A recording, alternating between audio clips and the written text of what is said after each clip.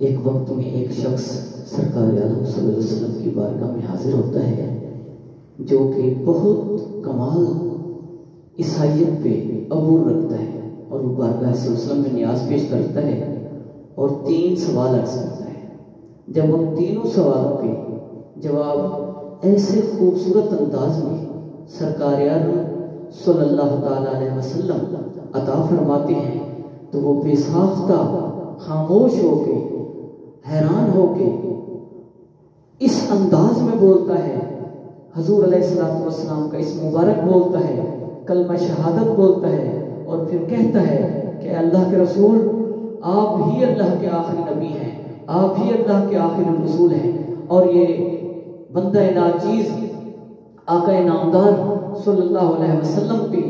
اپنا ایمان لاتا ہے اور اس کو ایمان کا حصہ سمجھتا ہے، اور کرم فرمائے آپ